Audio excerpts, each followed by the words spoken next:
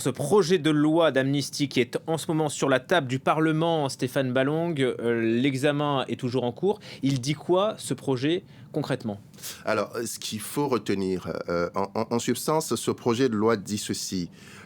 Sont amnistiés de plein droit tous les faits susceptibles, parce que dans une amnistie, ce sont des faits qui sont concernés, pas des personnes, donc des faits susceptibles de revêtir la qualification d'infraction criminelle ou correctionnelle, commis entre la période du 1er février 2021 et le 25 février 2025, c'est-à-dire avant-hier.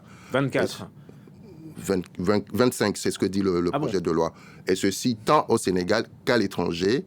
Et c'est des faits qui se rapportent à des manifestations ou ayant des motivations politiques. En substance, c'est ce que dit la loi. La ministre de la Justice, Aïssata Tall, qui a défendu ce projet de loi, a précisé quand même que cette amnistie ne concernerait pas les auteurs d'homicides et que les responsables de bavures policières pourraient toujours être poursuivis. Pourquoi cette précision est venue? Parce que c'est un des points clivants, on l'a écouté dans le sujet, parce que pour les familles de victimes, une partie de la société civile, mais aussi de l'opposition, voter ce projet de loi, c'est aussi garantir une forme d'impunité pour les responsables de répression meurtrière des manifestations qui ont eu lieu dans le pays depuis février 2021.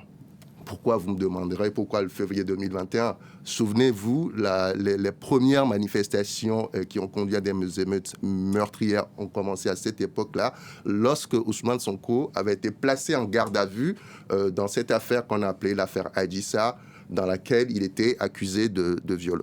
Donc, on a ce projet de loi qui divise sur cet aspect-là, impunité dont je parle, mais aussi, et là c'est dans le cas de la majorité présidentielle notamment, des désaccords venant des gens qui estiment que du côté des manifestants, il y a des responsabilités aussi parce qu'il y a eu des destructions de biens, il y a des magasins qui ont été saccagés. Et ces personnes, selon dans le cas de la majorité, selon les gens qui sont contre ce projet de loi, ces manifestants doivent répondre de leurs actes. Et entre les deux extrêmes, vous avez ceux qui sont, si on peut dire, pacifistes, qui sont pour l'apaisement, le pardon, qui soutiennent ce projet de loi pour que l'élection présidentielle qui doit se tenir prochainement et dont on n'a pas encore la date, puisse se tenir dans des conditions apaisées. Mais ce projet de loi, si cette amnistie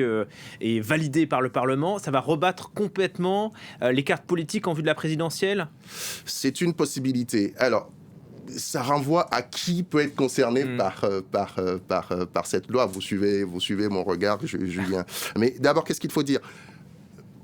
Plusieurs personnes, il y a des inconnus qui vont être concernés. L'opposition parle de plus de 700 personnes qu'elle appelle des détenus politiques, terme que conteste le pouvoir évidemment, mais tous les regards se tournent vers deux principaux personnages, j'allais dire, de l'opposition, Ousmane Sonko et son numéro 2, Bassirou Diomaye Faye, qui est candidat à cette élection. Alors, pour le premier, Ousmane Sonko, la loi dit que ce sont des manifestations, des faits qui sont liés à la politique, aux manifestations ou à des manifestations politiques. Ousmane Sonko a 3 affaires dans lesquelles il était poursuivi. L'affaire de diffamation envers le ministre Mame Mbaye Niang, dans laquelle il a été condamné à 6 mois de prison avec sursis, affaire qui lui a valu son inéligibilité. Cette affaire, normalement, devrait être concernée par le projet d'amnistie. Donc, il devrait sortir amnistié de cette affaire. Et la dernière affaire qui lui a valu son arrestation en juillet 2023, dans laquelle il est inculpé, accusé d'atteinte à la sûreté de l'État, notamment, il y a plusieurs chefs d'accusation. Dans le cas de cette affaire aussi, il pourrait être blanchi. Il reste l'affaire qu'on appelait l'affaire Adji Sarr, dans laquelle il est accusé de viol. Affaire dans laquelle il a été jugé par contumace. Donc là-dessus, il y a un débat. Et il reste, disons, une épée de Damoclès sur la tête de Ousmane Sonko.